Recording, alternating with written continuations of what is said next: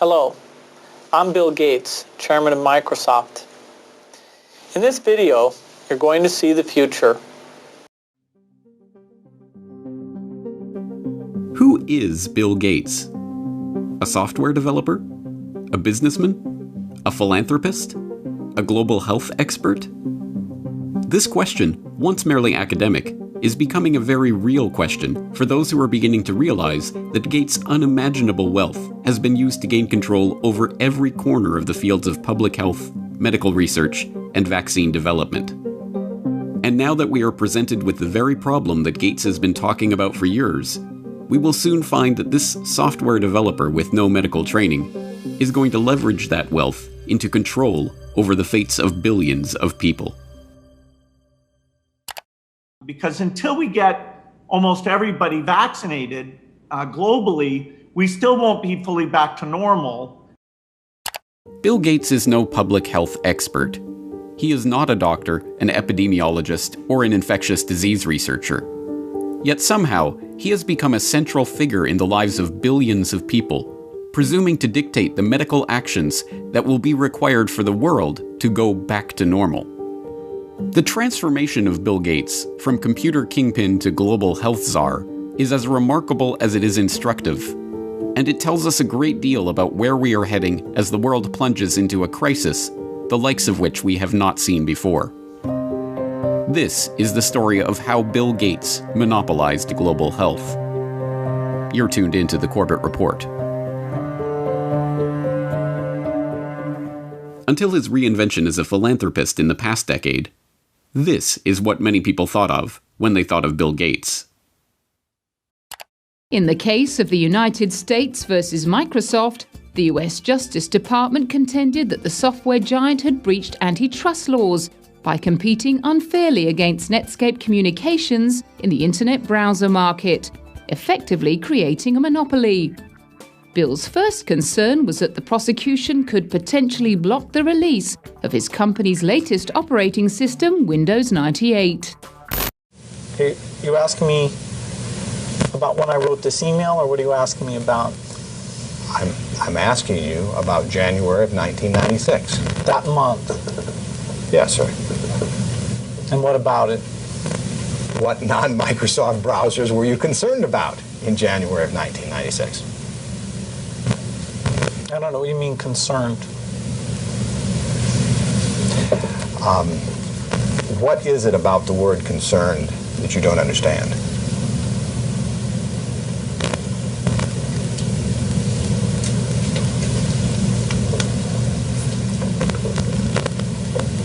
I'm not sure what you mean by it.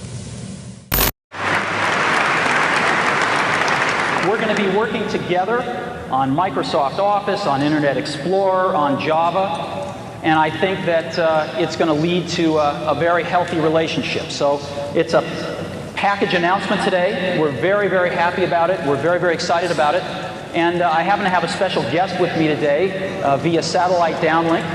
And if we could get him up on the stage right now.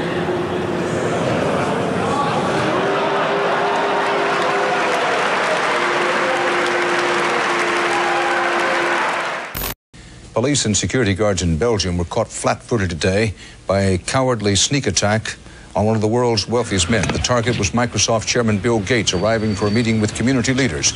Watch what happens when a team of hitmen meet him first with a pie in the face.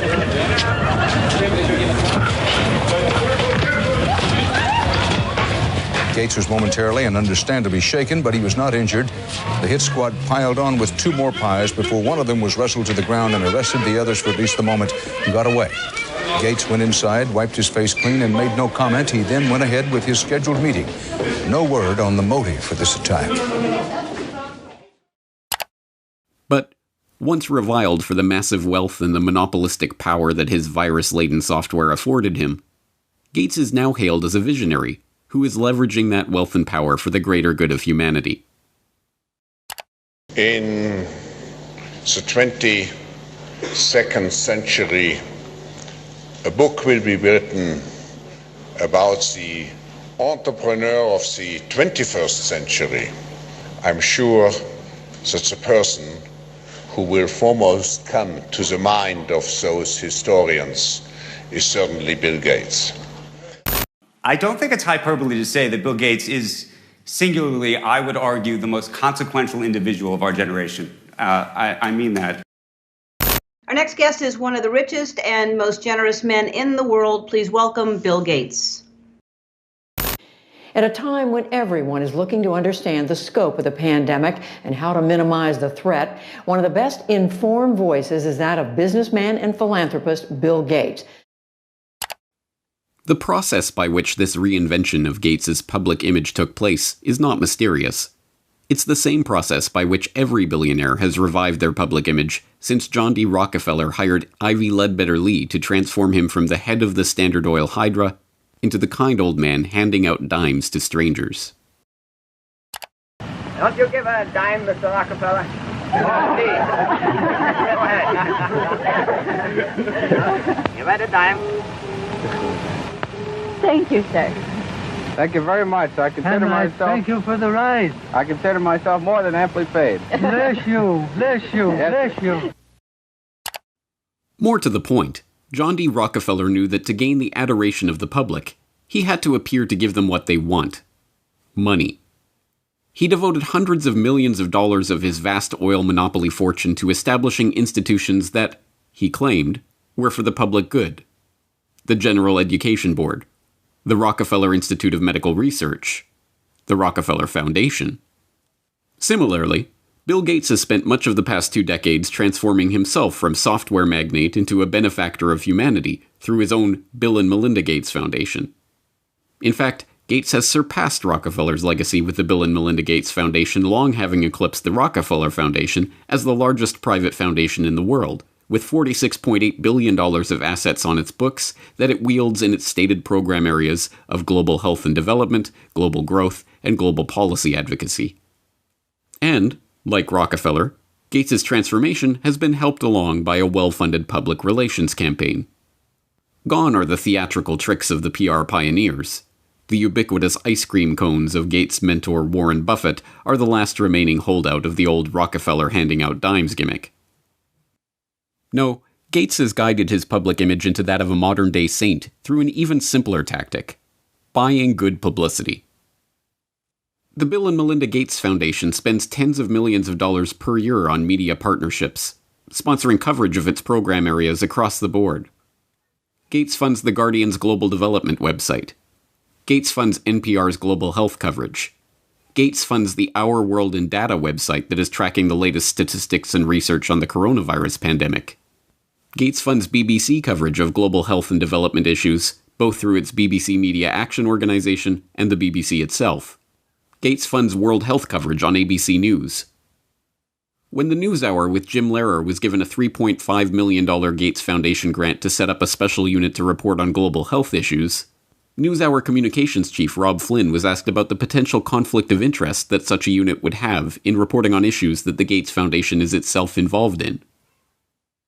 In some regards, I guess you might say that there are not a heck of a lot of things you could touch in global health these days that would not have some kind of Gates tentacle, Flynn responded. Indeed, it would be almost impossible to find any area of global health that has been left untouched by the tentacles of the Bill and Melinda Gates Foundation. It was Gates who sponsored the meeting that led to the creation of Gavi, the Vaccine Alliance, a global public-private partnership bringing together state sponsors and big pharmaceutical companies whose specific goals include the creation of healthy markets for vaccines and other immunization products. As a founding partner of the alliance, the Gates Foundation provided $750 million in seed funding and has gone on to make over $4.1 billion in commitments to the group. Gates provided the seed money that created the Global Fund to Fight AIDS, Tuberculosis, and Malaria, a public-private partnership that acts as a finance vehicle for governmental AIDS, TB, and malaria programs. When a public-private partnership of governments, world health bodies, and 13 leading pharmaceutical companies came together in 2012 to accelerate progress toward eliminating or controlling 10 neglected tropical diseases, there was the Gates Foundation, with $363 million of support. When the Global Financing Facility for Women, Children, and Adolescents was launched in 2015 to leverage billions of dollars in public and private financing for global health and development programs, There was the Bill and Melinda Gates Foundation as a founding partner with a $275 million contribution. When the Coalition for Epidemic Preparedness Innovations was launched at the World Economic Forum in Davos in 2017 to develop vaccines against emerging infectious diseases, there was the Gates Foundation with an initial injection of $100 million. The examples go on and on. The Bill and Melinda Gates Foundation's fingerprints can be seen on every major global health initiative of the past 2 decades. And beyond the flashy multi-billion-dollar global partnerships, the foundation is behind hundreds of smaller country and region-specific grants, $10 million to combat a locust infestation in East Africa, or $300 million to support agricultural research in Africa and Asia, that add up to billions of dollars in commitments. It comes as no surprise, then, that far beyond the $250 million that the Gates Foundation has pledged to the fight against coronavirus, every aspect of the current coronavirus pandemic involves organizations, groups, and individuals with direct ties to Gates funding. From the start, the World Health Organization has directed the global response to the current pandemic. From its initial monitoring of the outbreak in Wuhan and its declaration in January that there was no evidence of human-to-human transmission, to its live media briefings and its technical guidance on country-level planning and other matters, the WHO has been the body setting the guidelines and recommendations shaping the global response to this outbreak. But even the World Health Organization itself is largely reliant on funds from the Bill and Melinda Gates Foundation. The WHO's most recent donor report shows that the Bill and Melinda Gates Foundation is the organization's second largest donor behind the United States government. The Gates Foundation single-handedly contributes more to the World Health Body than Australia, Canada, France, Germany, Russia, and the UK combined. What's more, current World Health Organization Director General Tedros Adhanom Ghebreyesus is in fact, like Bill Gates himself, not a medical doctor at all, but the controversial ex-Minister of Health of Ethiopia, who was accused of covering up 3 cholera outbreaks in the country during his tenure. Before joining the WHO, he served as chair of the Gates-founded Global Fund to fight AIDS, tuberculosis, and malaria, and sat on the board of the Gates-founded Gavi, the Vaccine Alliance, and the Gates-funded Stop TB Partnership. The current round of lockdowns and restrictive stay-home orders in Western countries were enacted on the back of alarming models predicting millions of deaths in the United States and hundreds of thousands in the UK. Imperial College in London released a COVID-19 report, and that's where most of our U.S. leaders are getting the information they're basing their decision-making on. The report runs us through a few different ways this could turn out depending on what our responses are. If we don't do anything to control this virus, over 80% of people in the U.S. would be infected over the course of the epidemic, with 2.2 million deaths from COVID-19. That 2.2 million deaths also doesn't account for the potential negative effects of health systems being overwhelmed. From this evening, I must give the British people a very simple instruction. You must stay at home. Enough is enough. Go home and stay home. A statewide order for people to stay at home. The work of 2 research groups was crucial in shaping the decisions of the UK and US governments to implement wide-ranging lockdowns, and, in turn, governments around the world. The first group, the Imperial College COVID-19 Research Team, issued a report on March 16th that predicted up to 500,000 deaths in the UK and 2.2 million deaths in the US unless strict government measures were put in place. The second group, the Institute for Health Metrics and Evaluation in Bill Gates' home state of Washington, helped provide data that corroborated the White House's initial estimates of the virus effects, estimates that have been repeatedly downgraded as the situation has progressed. Unsurprisingly, the Gates Foundation has injected substantial sums of money into both groups. This year alone, the Gates Foundation has already given $79 million to Imperial College, and in 2017, the foundation announced a $279 million investment into the IHME to expand its work collecting health data and creating models. Anthony Fauci, meanwhile, has become the face of the US government's coronavirus response, echoing Bill Gates' assertion that the country will not get back to normal until a good vaccine can be found to ensure the public's safety. If you want to get to pre-corona virus, that might not ever happen in the sense of the fact that the threat is there, but I believe with the therapies that will be coming online and with the fact that I feel confident that over a period of time we will get a good vaccine, that we will never have to get back to where we are right back now. Beyond just their frequent collaborations and cooperation in the past, Fauci has direct ties to Gates' projects and funding. In 2010, he was appointed to the Leadership Council of the Gates-founded Decade of Vaccines project to implement a global vaccine action plan, a project to which Gates committed $10 billion of funding. And in October of last year, just as the current pandemic was beginning, the Gates Foundation announced a $100 million contribution to the National Institute of Health to help, among other programs, Fauci's National Institute of Allergy and Infectious Diseases research into HIV.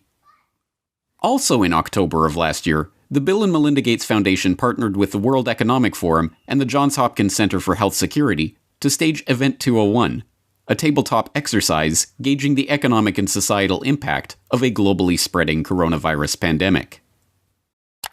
It began in healthy-looking pigs, months, perhaps years ago. A new coronavirus. The mission of the Pandemic Emergency Board is to provide recommendations to deal with the major global challenges arising in response to an unfolding pandemic. The board is comprised of highly experienced leaders from business, public health, and civil society. We're at the start of what's looking like it will be a severe pandemic. And there are problems emerging that can only be solved by global business and governments working together. Governments need to be willing to do things that are out of their historical perspective, or for the most part, it's really a war footing that we need to be on. Given the incredible reach that the tentacles of the Bill and Melinda Gates Foundation have into every corner of the global health markets, it should not be surprising that the foundation has been intimately involved with every stage of the current pandemic crisis either. In effect, Gates has merely used the wealth from his domination of the software market to leverage himself into a similar position in the world of global health. The whole process has been cloaked in the mantle of selfless philanthropy, but the foundation is not structured as a charitable endeavor. Instead, it maintains a dual structure. The Bill and Melinda Gates Foundation distributes money to grantees, but a separate entity, the Bill and Melinda Gates Foundation Trust, manages the endowment assets. These two entities often have overlapping interests, and, as has been noted many times in the past, grants given by the foundation often directly benefit the value of the trust's assets. One of my favorite parts about my job at the Gates Foundation is that I get to travel to the developing world, and I do that quite regularly. My first trip in India, I was in a person's home where they had dirt floors, no running water, no electricity, and that's really what I see all over the world. So in short, I'm startled by all the things that they don't have.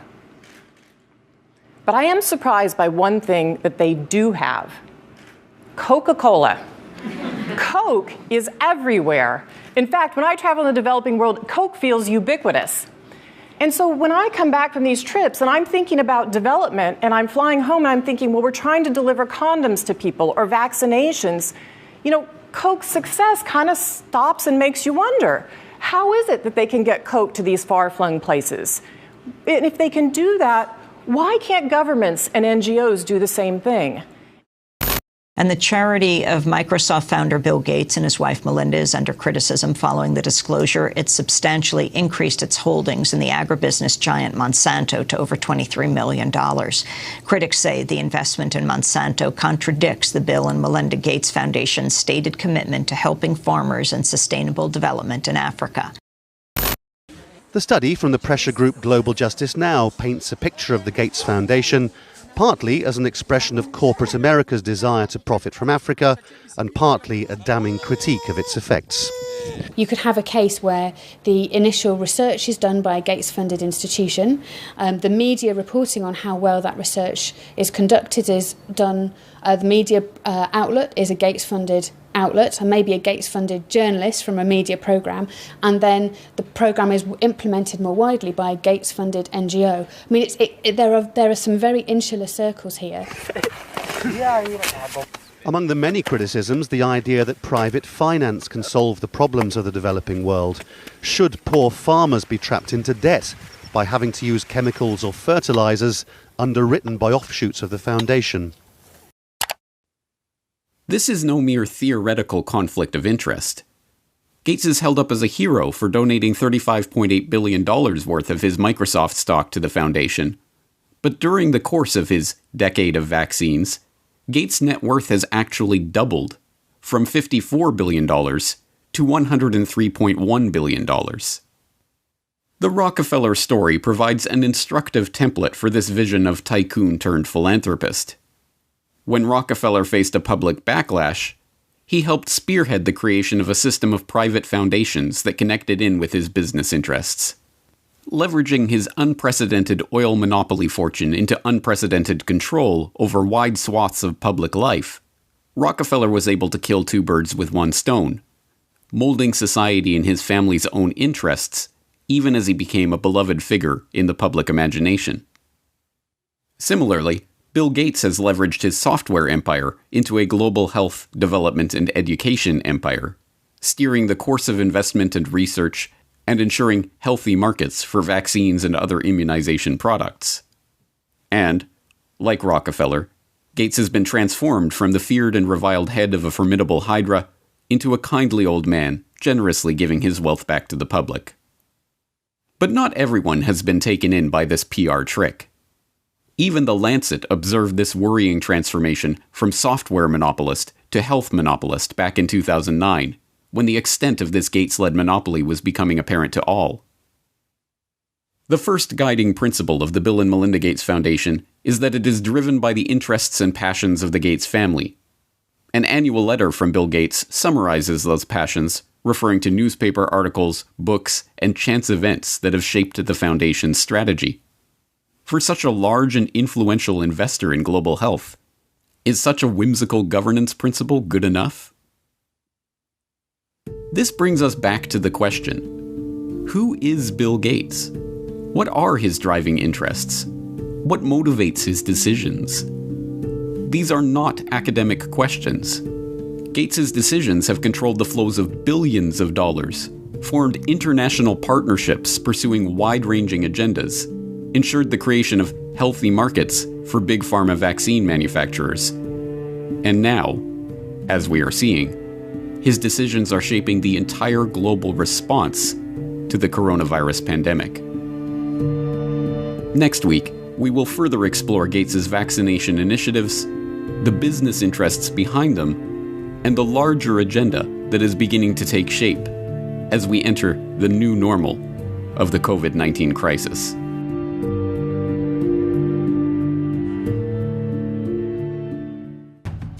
Next week on the Corbett Report. And then the final solution, which is a year to 2 years off, is the vaccine. The only thing that will really allow life as we once knew it to resume is a vaccine. This will be the new normal until a vaccine is developed. The truth is that this attempt to reorient the global health economy was part of a much bigger agenda.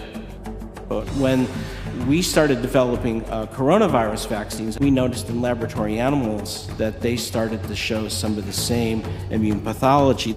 Just to head off the conspiracy theorists, maybe we shouldn't call the vaccine the final solution. Maybe just the best solution. Okay? Bill Gates' plan to vaccinate the world.